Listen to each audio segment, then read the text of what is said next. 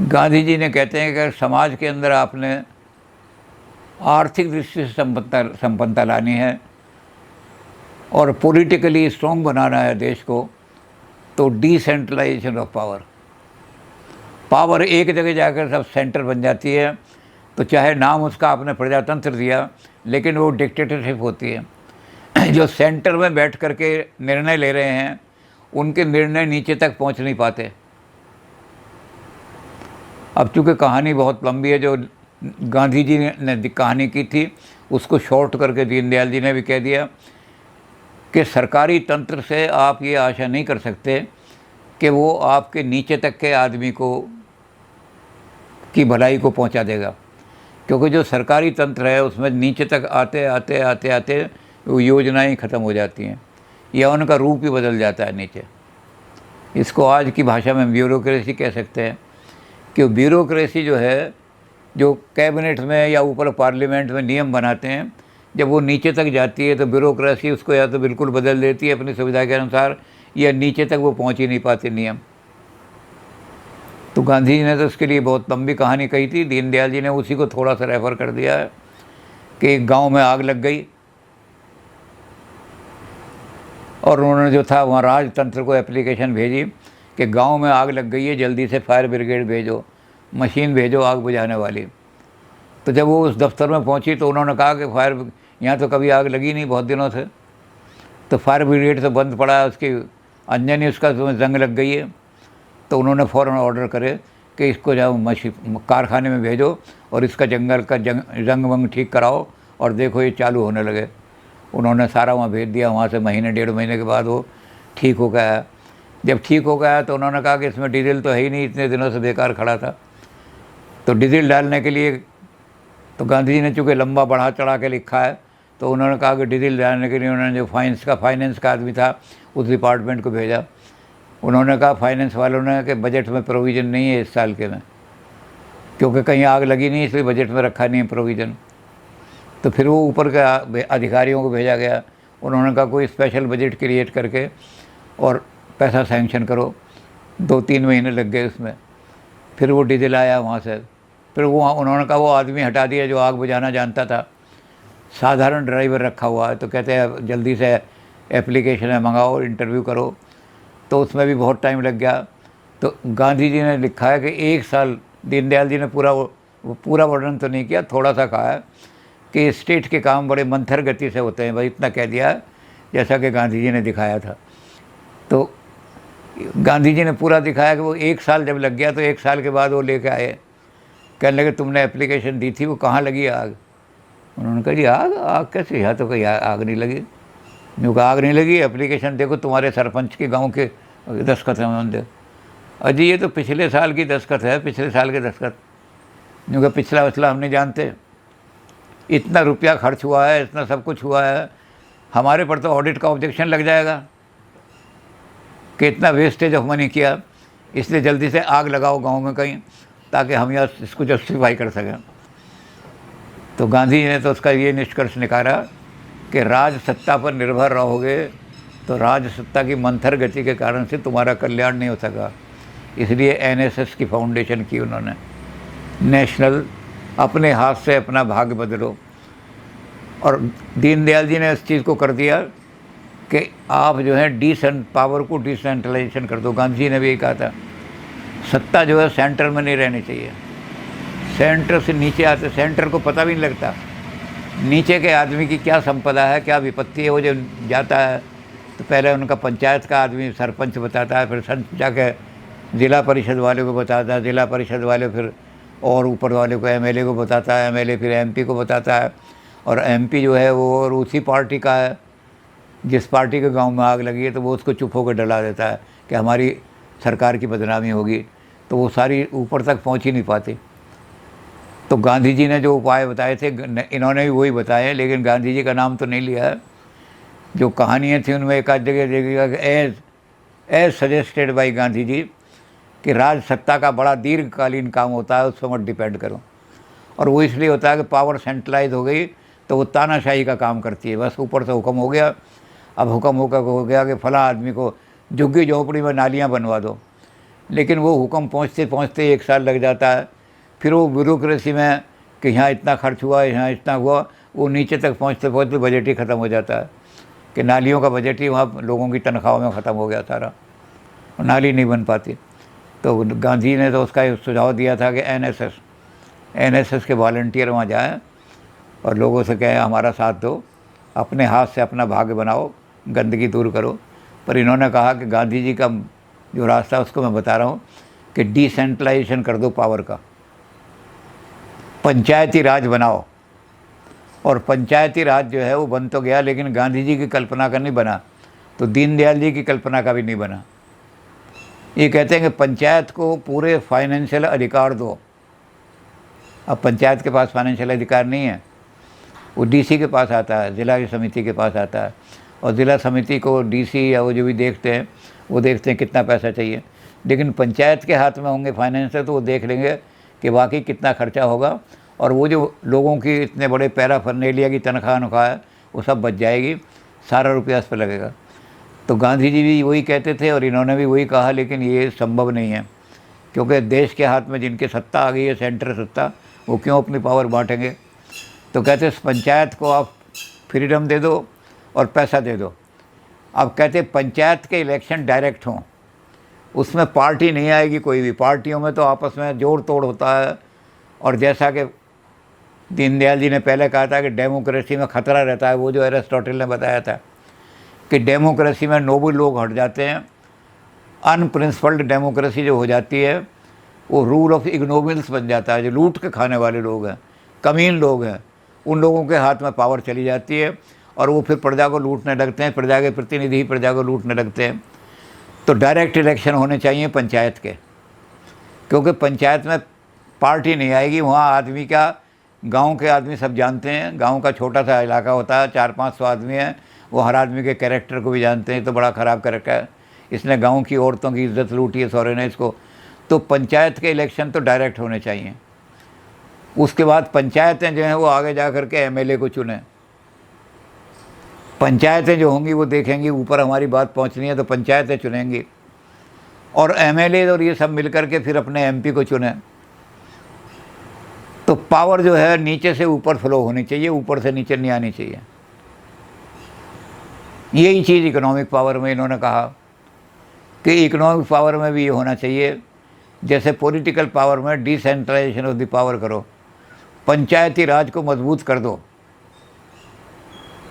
पंचायती राज जब मजबूत होगा तो कोई करप्शन नहीं रहेगी बिल्कुल, क्योंकि जो आदमी भी गांव के व्यक्तिगत जानते हैं हम तो एक एक आदमी को, तो जो आदमी भी तिकड़म नहीं लड़ा सकेगा, कुछ नहीं कर सकेगा, गांव वाले कहेंगे कि ये तो बड़ा गांव का कलंक है सौरे को, इसे वोट मत दो। तो पंचायत में जो आदमी चुने जाएंगे डायरेक्ट इलेक्शन से वो ईमानदार होंगे, जनता का सही भला करने वाले होंगे, और जो रुपया आएगा वो जनता के काम में लगाएंगे। ब्यूरोक्रेसी में पैराफर्नेलिया जो इतना सारा बनाएंगे उसके अंदर वो खर्च नहीं होगा पैसा। तो पावर को नीचे नीचे बांटते चले जाओ। ये छोटे छोटे हमारे जो बन जाएंगे सेंटर, वो पावर के सेंटर, वो कल्याण ही कल्याण करेंगे, वो कहीं दुख नहीं होगा। तो पॉलिटिकल पावर में ना तो दलबंदी रहेगी, ना गुटबंदी रहेगी, ना और कोई षड्यंत्र रहेंगे, ना एमएलए एमपी खरीदे जाएंगे, ये सारा का सारा काम हो जाएगा। तो ये पंचायती राज का सपना जो है, इसको गांधी जी ने तो राम राज कहा पंचायत के सपने में। फिर पंचायत में क्या होगा, इकोनॉमिक डिस्ट्रीब्यूशन भी हो जाएगा। जो इंडस्ट्री वाले लोग हैं वो बड़ी बड़ी हैवी इंडस्ट्रियाँ जो लगा रहे हैं, ये भारत के लिए ख़तरनाक है, इससे बेरोज़गारी फैल गई है। पहले आदमी क्या आते थे, छोटे छोटे स्मॉल स्केल इंडस्ट्री थी, हर आदमी जो था उसमें कुम्हार है, अगर उसका अपने घर में घड़ा बना रहा है, एक आदमी से जाके पूछा कि तेरे कितने बच्चे हैं, उसने कहा 4 हैं मेरे बच्चे। क्या कर रहे हैं? उसने कहा बड़े लड़के को मैंने इंजीनियर बनाया था, बीटेक कराई थी, कहीं नौकरी नहीं मिल रही, धक्के खाता फिर रहा है। कहते अच्छा। कहते दूसरे आदमी को, दूसरे बच्चे को फिर मैंने वहाँ बड़ा उसका डिजिटल उसमें कराया था, बन के आया, वो भी कहती नौकरी के चक्कर में जहाँ एप्लीकेशन देता है वहाँ सिफारिशें वगैरह नौकरी मिल रही। और तीसरे बच्चे को मैंने मेहनत करा करके उसको बीएड करा दी था, बीए उसको वहाँ स्कूलों में भी सिफारिशें चलती हैं। अब चौथा बच्चा जो था वो ज़रा थोड़ा कमज़ोर था, 10वीं में बड़ी मुश्किल से पास हुआ था। तो वो हमारे घर का जो धंधा है, वो क्या कहते हैं, हमारे घर का धंधा है, नाई हैं हम, तो कहते हैं वो दुकान पे बैठ कर के हजामत बनाता है और वही शाम को 150, 200, 300 रुपये कमा लाता है, उससे घर का खर्चा चलता है। तो उसने कहा कि तुम्हारी तो बदनामी हो जाएगी, 3 बच्चे इतने पढ़े लिखे और एक चौथा बच्चा नाई, इसे घर से निकाल दो, अलग कर दो इसको। और फिर शान से कहो मैंने 3 बच्चों को इतना पढ़ाया। कहने लगे भाई वही तो घर की रोटी चला रहा है, वो रोटी चलाने वाला तो वही है, उसको निकाल दिया तो कहते हैं घर में रोटी देने वाला कोई नहीं होगा, क्योंकि एक सेब के 20 रुपये ले लिए, अगर शाम तक उसने 10 सेब भी बना दी या 15 बना दी, 300 रुपये लेकर आएगा घर। तो ये कहते हैं कि ये जो हमारे गांव के धंधे थे, अगर आदमी के पास ये रहे तो बेरोजगारी नहीं आएगी। जो लड़का B.Tech भी कर लिया है उसने, लेकिन अगर हमने उसको कोई छोटा मोटा धंधा सिखा दिया होता, ख़ास तौर से अगर पारिवारिक धंधा ही सिखा दिया होता, कुमार ने कह दिया होता कि भाई तुझे घड़ा बनाना सिखा दूँ, दीपक बनाने सिखा दूँ, तो जब तक नौकरी मिलेगी तब तक वो रोटी खाता रहेगा उससे। और नहीं तो गांव में जो स्मॉल स्केल इंडस्ट्री है वो क्या करेंगे कि स्वदेशी, अब स्वदेशी मंच जिन्होंने स्थापना किया, दीनदयाल उपाध्याय जी ने, स्वदेशी का मतलब ये नहीं है कि स्वदेशी का मतलब ये है कि जो अपने वातावरण में निकटतम साधन उपलब्ध हैं उनसे कोई चीज़ें निर्माण करो। अगर आपके पास में गेहूं का खेत है तो गेहूं की बालियों के अंदर से जो वो निकलती हैं उससे बड़ी बड़ी टोकरी बनती हैं, उन बालियों से बड़े अच्छे अच्छे पंखे बनते हैं। तो जो निकटतम चीज़ मौजूद है आपके आसपास, खजूर के पेड़ हैं तो खजूर की शुगर बनाओ, खजूर पर शहद की मक्खियाँ पालो। तो कहते हैं ये स्मॉल स्केल इंडस्ट्री भारत के लिए बेरोज़गारी दूर कर सकती है। हैवी इंडस्ट्री का गांधी जी ने बहुत विरोध किया था, बहुत नेहरू जी को समझाया था कि अगर हैवी इंडस्ट्री लगा लोगे, एक इंडस्ट्री में अगर यहाँ गांव के छोटे धंधों में 80 आदमी रोज़गार में लगे हुए हैं तो एक इंडस्ट्री में 8 आदमी लग जाएंगे, 72 आदमी बेरोज़गार हो जाएंगे, उनको रोटी कौन देगा। तो उन्होंने कहा कि ये भी डिसीजन पावर जो है वो बड़े बड़े इंडस्ट्रीज़ के हाथ में नहीं रहनी चाहिए।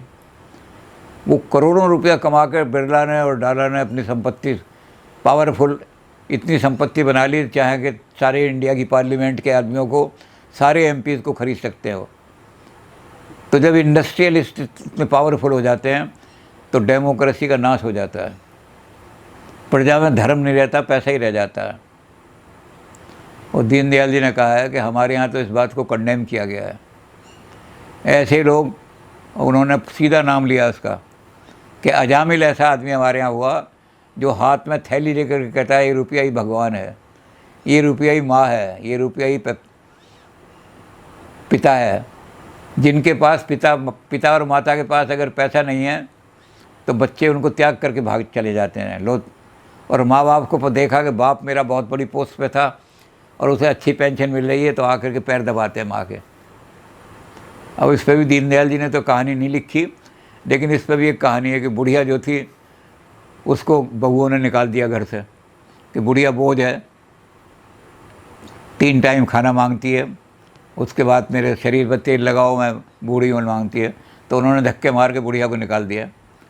अब बुढ़िया बेचारी धक्के खाती हुई इधर उधर गई, कहाँ जाऊँ, कभी मंदिर में जाकर रोटी मांग ले, कभी कुछ मांग ले। तो पंडित ने कहा बुढ़िया तुझे मैं तरकीब बताऊँ, बबुआ तुझे खींच के ले जाएंगी। ने क्या कहते हैं, मैं संदूकड़ी दे रहा हूँ, एक छोटी संदूकड़ी, इसमें कहते हैं ईंट पत्थर डाल दे छोटे छोटे टुकड़े, उनकी आवाज़ ज़्यादा होगी। और कहते हैं इसको खड़काते यूँ कि इसको बजाना और बजाते हुए जाना। तो बबुआ कहेंगी बुढ़िया, फिर आ गई कहेगी बुढ़िया तो यूँ कहना जी मैं जंगल में पड़ी थी, रो रही थी, तो एक देवता प्रकट हुआ। उस देवता ने कहा बुढ़िया ये सोना चांदी ले ले, इसे बेच के अपना पेट भरती रही हो। अब बहू मैं कहाँ बेचने जाऊँ बाज़ार में सारा। तो पंडित की बात मान के बुढ़िया जो थी चली गई घर। तो बहुएँ आई, कहने लगी बुढ़िया फिर आ गई तो लात मार के निकाल देंगे। अरे मैं इसलिए आई हूँ कि वहाँ जंगल में मेरा कोई आदमी ये सोना चांदी चुरा लेगा, ये इसको ज़रा यहाँ संभाल। और उन्होंने बजा के दिखाया तो वो खड़खड़ की आवाज़ आई, अरे ये तो कुछ तो एक बहू कहने लगी कि तेरी सास थोड़ी है, ये मेरी भी तो मेरी सास है। उन्होंने खींच ली। दूसरी बोली तूने तो उस दिन धक्के दे के निकाला था, हट ये मेरी सास है। वो बुढ़िया जो थी टोकरी को बजाती रही, हिलाती रही, और वो बुढ़िया घर में आराम से रही। और जब वो बुढ़िया मरी, वो ताला तोड़ा, देखा तो ईंट पत्थर जो बुढ़िया ने धोखा दिया मैं। तो दीनदयाल जी भी यही कहते हैं। दीनदयाल जी कहते हैं कि विदेशों में जो विदेशों से जो हमारे पास संस्कृति आई है, वहाँ उस आदमी को बड़ा माने जाते हैं जिसने बहुत धन इकट्ठा किया हो। फोर्ड बहुत बड़े आदमी है, क्यों आदमी है? क्योंकि उनके कारखाने में 1 मिनट में 1 कार निकल तैयार हो जाती है, इतना पैसा इकट्ठा कर लिया। और कहते हैं हमारे यहाँ क्या है कि हर्षवर्धन ने 12 साल जो रुपया इकट्ठा किया था, वो प्रयाग कुंभ में गया और वहाँ जितने फ़कीर थे, जितने भिखारी थे, जितने आश्रमों से लाए थे, सब बांट दिया। और बांटते बांटते उसे ध्यान नहीं रहा, जब अपने डेरे में आया तो डेरे में आकर के देखा तो नहा के जो आया था तो लंगोटी पहने हुए, वहाँ कपड़े ही नहीं। तो उसने हाथ जोड़कर अपनी बहन से कपड़े मांगे कि मुझे लौट करके राजधानी तक जाना है। तो हर्षवर्धन हमारे यहाँ उतने ऊंचे राजा बन गए कि उनका। तो दीनदयाल जी ने कहा कि हमारे यहाँ वो आदमी ऊंचा माना जाता है जो सबको बांट करके दे। तो ये बांटने की वृत्ति जो है जब ही आएगी जब हम उस मोनोपोली को तोड़ दें। जो मोनोपोली सेंट्रलाइज इकोनॉमिक प्रोडक्शन हो गई है, उसको तोड़ के इस इकोनॉमी की प्रोडक्ट स्मॉल स्केल इंडस्ट्रीज लगाएं। और उसके लिए हमें साधन की ज़रूरत नहीं पड़ेगी, करोड़ों रुपया लगाने की ज़रूरत नहीं पड़ेगी। जो अपने आसपास में जो भी चीज़ उपलब्ध है उसी से हम चीज़ें बनाएं। गन्ना बहुत पैदा होता है, गन्ना हमारे पास उपलब्ध है, इसकी बहुत कीमत हो जाती है। गन्ने का रस ही बेचने लगे बाज़ार में जाके। अब मैंने टेक्निकल कोर्स तो कर लिया, लेकिन नौकरी मिल रही, तो जब तक नौकरी नहीं मिल रही मैं गन्ने का रस मेरे पास वैसे बेचता रहूँगा तो बेरोज़गारी नहीं होगी, मरूंगा नहीं। तो इकोनॉमिक पावर जो है वो स्मॉल स्केल इंडस्ट्रीज़ में बांट देनी चाहिए। और जब ये इकोनॉमिक पावर बढ़ जाएगी तो कोई मोनोपोली नहीं रहेगी, कोई गरीबी नहीं रहेगी। तो उन्होंने कहा कि इसलिए नीति जब बने तो नीचे से बने, ऊपर से नहीं। नीचे से नीचे ऊपर जाएंगी तब गरीब आदमी का भी कल्याण होगा। ऊपर से नीति बनती हैं, उन्हें नीचे वाले का पता ही नहीं। आज तक हमारे एमपीज़ को और एमएलए को ये पता नहीं कि कितने लोग झुग्गी झोंपड़ी में। अब जब कोरोना फैला तब उनको लगा ओहो, धारावाही में तो ऐसा है कि एक मील के अंदर 10,000 आदमी रह रहे हैं और 50-50 आदमी पर एक शौचालय है, वहाँ एक नहाने की।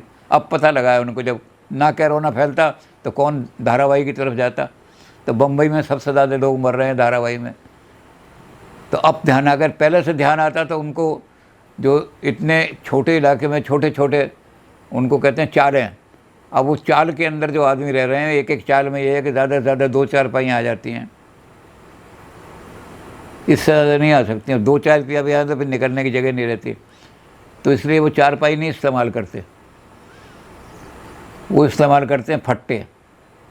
फट्टा लगा लिया, जब सुबह को उठे तो फट्टे को फिर दीवार से काट दिया, फट्टे पे सो गए आदमी। तो ये नीचे के लोगों की समस्या ही पता नहीं ऊपर को लगती है।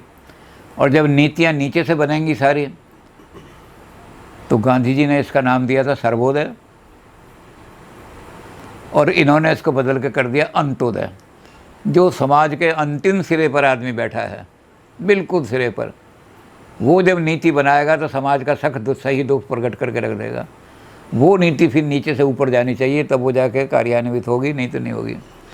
तो इन्होंने कहा जब होगा, जब हम इंडस्ट्री को, जब उस मोनोपोली को तोड़ देंगे। करोड़पति पैदा हो रहे हैं, अरबपति पैदा हो रहे हैं। अंबानी जो है दुनिया के सबसे मालदार आदमियों में 5वां नंबर है उसका, लेकिन उसका धन का क्या फ़ायदा। अगर वो उस धन को, जो उसने वहाँ धन इकट्ठा किया हुआ है, उसमें से आधा भी बांट दे तो हिंदुस्तान के अंदर जितने स्लम हैं वो सारे के सारे सबको मकान मिल जाएंगे। तो इसलिए आर्थिक प्रोडक्शन को भी स्मॉल स्केल इंडस्ट्री तक ले आओ। और जब स्मॉल स्केल तक ले आओगे तो बेरोज़गारी की समस्या ही ख़त्म हो जाएगी। एक भी आदमी बेरोज़गार नहीं रहेगा। छोटी छोटी काम हर एक आदमी कर सकता है अपने घर के अंदर, जो भी काम हो।